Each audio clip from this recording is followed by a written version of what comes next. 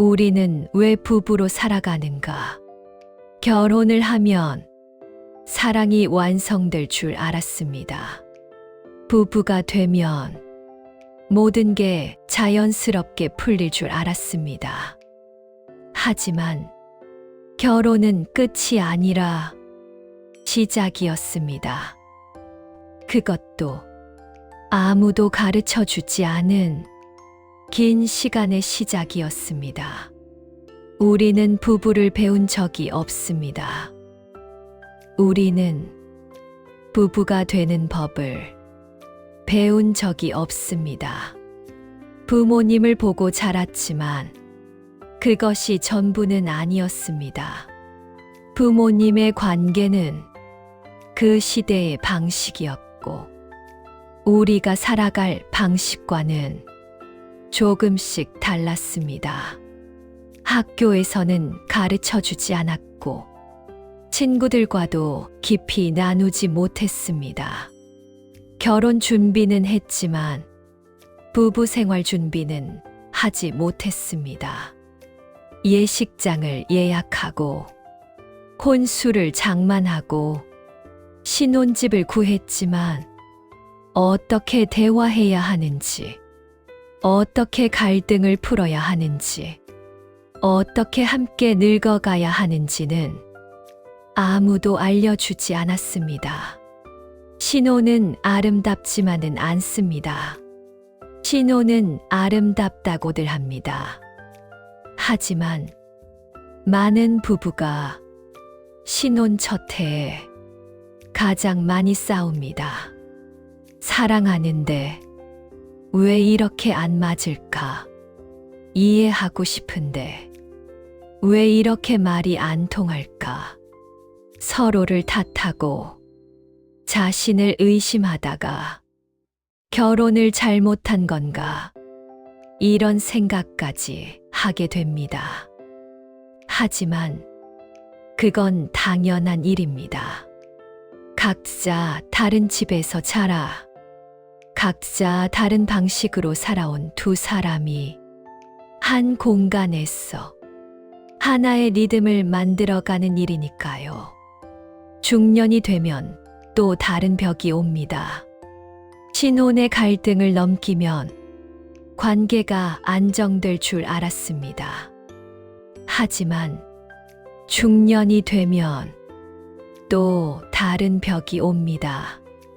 아이가 생기고 일이 바빠지고 부모님이 늙어가고 어느 순간 우리는 부부이기보다 부모이고 자녀이고 직장인이 됩니다. 대화는 줄어들고 침묵이 늘어나고 각자의 방에 서서 각자의 시간을 보냅니다. 그렇게 가까이 있지만 멀어지는 시간이 시작됩니다. 노년에는 외로움이 찾아옵니다. 아이들이 떠나고 일에서 물러나고 이제 둘만 남았을 때 어떤 부부는 다시 가까워지지만 어떤 부부는 더 깊은 외로움을 느낍니다.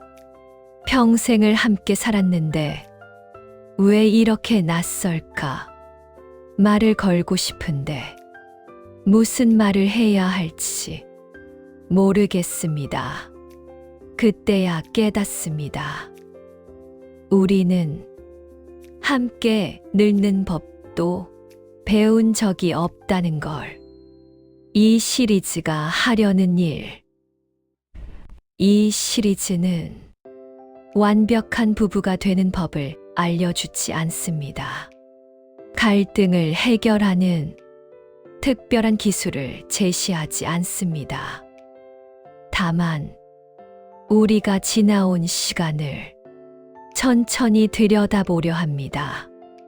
왜 신혼 때 그렇게 힘들었는지, 왜 중년에 멀어졌는지, 왜 노년에 외로운지, 그 이유를 판단 없이 설명하려 합니다.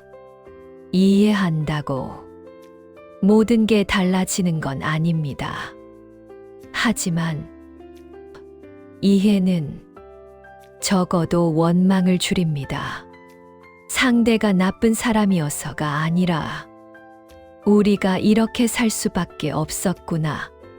이 한 문장을 남기고 싶습니다. 이 시리즈를 듣는 분들에게. 이 시리즈는 신혼 부부에게만 필요한 이야기가 아닙니다. 중년 부부도, 노년 부부도, 그리고 결혼을 앞둔 분들도 각자의 위치에서 각자의 이야기를 발견하게 될 것입니다. 어떤 회차는 지금의 내 모습일 수도 있고, 어떤 회차는 앞으로 마주할 시간일 수도 있습니다. 정답은 없습니다. 다만, 나만 그런 게 아니구나. 이 안도감을 나누고 싶습니다. 우리는 부부로 살아갑니다. 완벽하지 않아도, 때로는 서먹해도, 가끔은 외로워도, 그래도 우리는 함께 있습니다. 이 시리즈는 그 시간을 기록하는 일입니다. 다음 이야기부터 본격적으로 시작하겠습니다. 첫 번째 이야기는 우리는 언제 사랑을 배웠을까입니다. 상대를 발견하는 시간이었습니다. 이 사람은 이런 사람이구나. 이럴 때 이렇게 반응하는구나. 모든 것이 새로운 정보였습니다. 익숙해지면 상대를 확인하는 시간이 됩니다. 역시 이렇게 하네. 그럴 줄 알았어. 이것은 상대에 대한 이해가 쌓였다는 뜻입니다. 우리는 언제 사랑을 배웠을까? 사랑은 배운 적이 없는데 우리는 결혼을 합니다. 누가 어떻게 살아야 한다고 정확히 가르쳐 준 적은 없는데 부부가 되었습니다. 생각해보면 우리는 사랑보다 먼저 성을 만났습니다. 10대 후반, 20대 초반, 이제 막 성이라는 걸 의식하기 시작하던 시절이었습니다. 어른에게 물을 수는 없었고, 학교에서는 가르쳐 주지 않았고, 집에서는 말조차 꺼내기 어려웠습니다. 그래서 우리는 친구들끼리 모여 몰래 포르노 비디오를 봤습니다. 그게 옳아서가 아니라 그것밖에 없었기 때문입니다. 누군가는 형한테 빌려왔고, 누군가는 비디오 가게 뒤편에서 몰래 빌렸습니다. 집에 아무도 없는 날, 거실 TV 앞에 둘러앉아 리모컨을 쥔 손이 떨렸던 기억이 납니다.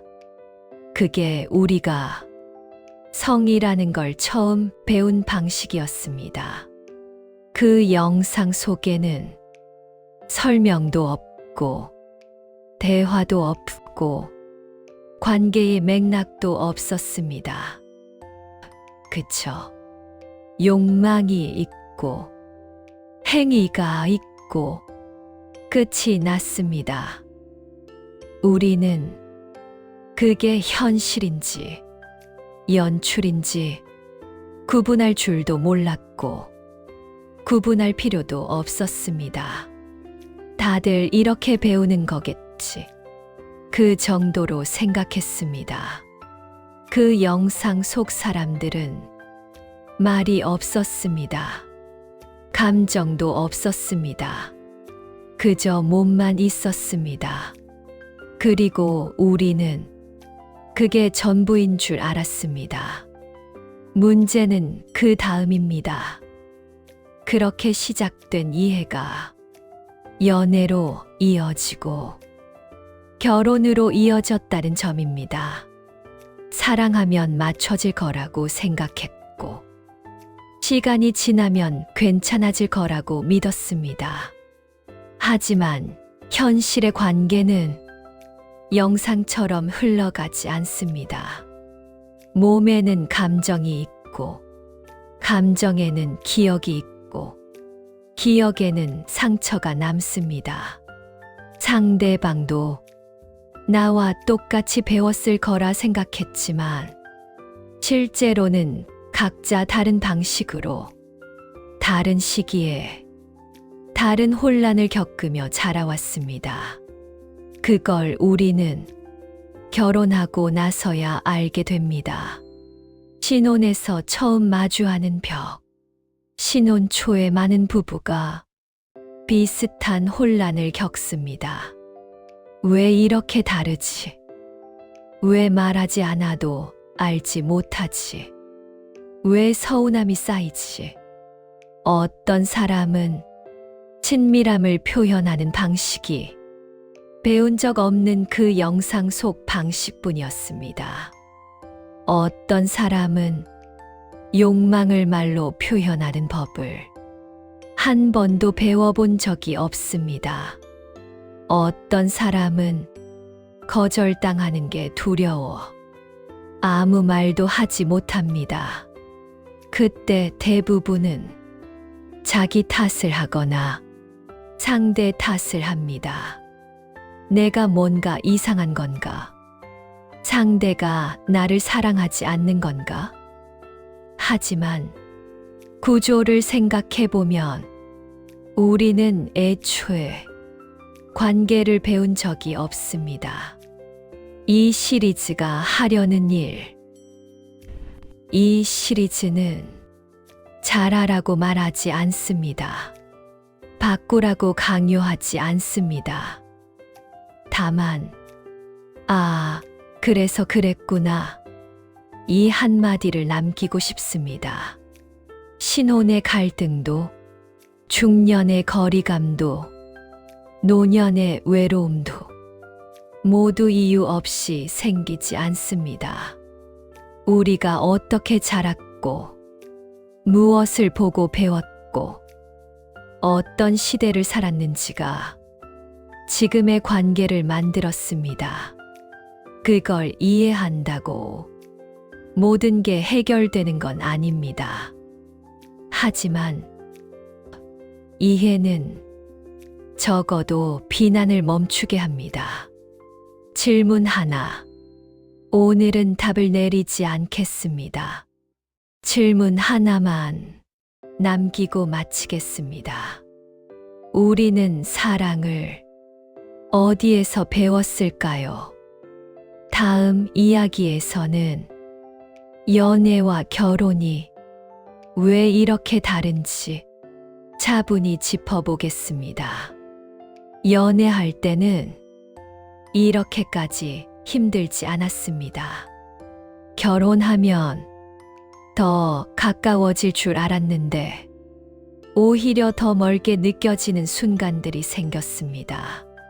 사랑은 그대로인데 왜 관계는 이렇게 달라졌을까요? 연애는 선택할 수 있는 관계였습니다. 연애할 때는 만나고 싶을 때 만났습니다. 피곤하면 오늘은 좀 쉴게. 이렇게 말할 수 있었습니다. 기분이 좋을 때 연락하고 여유가 있을 때 시간을 냈습니다. 각자의 집으로 돌아가면 각자의 생활이 있었고 그 생활 속에서 다시 에너지를 채웠습니다. 연애는 선택할 수 있는 관계였습니다. 만남의 시간도, 대화의 주제도, 심지어 갈등조차도 어느 정도 조절할 수 있었습니다. 결혼은 구조 속의 관계입니다. 하지만 결혼은 달랐습니다. 아침에 눈을 뜨면 상대방이 있고, 밤에 잠들기 전에도 상대방이 있습니다. 피곤해도, 기분이 안 좋아도, 혼자 있고 싶어도 함께 있어야 하는 시간이 생깁니다. 연애할 때는 좋은 모습만 보여줄 수 있었습니다. 하지만 결혼 후에는 화장을 지운 얼굴도, 아침에 일어난 목소리도, 피곤해서 짜증내는 순간도 모두 보여줄 수밖에 없습니다. 결혼은 선택이 아니라 구조가 됩니다. 기대가 달라집니다. 연애할 때는 상대방이 내 삶의 전부가 아니었습니다. 일도 있고, 친구도 있고, 취미도 있고, 그 안에 연인이 있었습니다. 하지만 결혼 후에는 상대방이 내 삶의 중심이 되길 기대합니다. 이제 우리는 가족이니까, 부부는 하나니까, 이런 말들 속에서 우리는 무의식적으로 상대방이 나를 완전히 이해하고, 내 감정을 알아주고, 내 필요를 채워주길 바랍니다. 연애할 때는 오늘 기분이 안 좋아, 이렇게 말하면 됐지만, 결혼 후에는 왜 말 안 해도 모를까, 이렇게 생각하게 됩니다. 기대가 말없이 커집니다. 책임이 생깁니다. 연애는 선택이었지만 결혼은 책임입니다. 생활비를 함께 써야 하고, 집안일을 나눠야 하고, 명절과 가족 행사를 함께 해야 하고, 언젠가는 아이를 키울지도 고민해야 합니다. 연애할 때는 오늘 뭐 먹을까, 이 정도의 고민이었다면, 결혼 후에는 이번 달 카드값 어떻게 할까? 부모님 생신 선물 뭘로 할까? 우리 집 청소는 누가 할까? 이런 현실적인 문제들이 매일 쌓입니다. 사랑만으로는 해결되지 않는 일들이 하나둘씩 생기기 시작합니다. 갈등의 무게가 달라집니다. 연애할 때 싸우면 며칠 연락 안 하고 각자 시간을 가질 수 있었습니다. 최악의 경우 헤어지면 그만이었습니다. 하지만 결혼 후 싸움은 도망칠 곳이 없습니다. 같은 집에서, 같은 방에서, 침묵 속에 누워 천장을 보며 생각합니다. 이 사람과 앞으로 몇십 년을 더 살아야 하는데 이렇게 싸워도 되는 걸까? 싸움 하나하나가 무겁게 느껴집니다. 그래서 말을 아끼게 되고, 참게 되고, 쌓이게 됩니다. 그래서 실망하게 됩니다. 많은 신혼 부부가 이 시기에 실망합니다. 연애할 때는 이렇지 않았는데, 결혼하면 더 좋을 줄 알았는데, 그리고 상대를 탓하거나 자신을 탓합니다. 내가 결혼을 너무 쉽게 생각한 건가? 상대가 변한 건가? 하지만 변한 게 아닙니다. 연애와 결혼이 애초에 다른 구조였을 뿐입니다. 연애는 설렘과 기대 속에서 좋은 순간들을 쌓아가는 관계였고, 결혼은 일상과 책임 속에서 현실을 함께 견디는 관계입니다. 이해하면 조금 달라집니다. 이걸 이해하면 조금 달라집니다. 상대방이 나빠서가 아니라 구조가 달라져서 이렇게 느껴지는 거라는 걸 알게 되면 적어도 이 사람을 잘못 만난 건가? 이런 생각은 조금 줄어듭니다. 연애할 때의 감정을 결혼 생활에 그대로 기대하면 계속 실망할 수밖에 없습니다.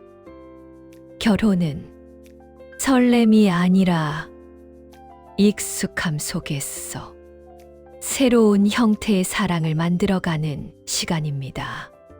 질문 하나. 오늘도 답을 내리지 않겠습니다. 다만 질문 하나를 남깁니다.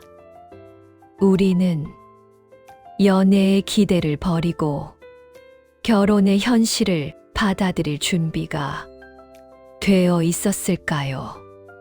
다음 이야기에서는 신혼 초 갈등이 왜 말이 안 통하는지 그 이유를 살펴보겠습니다.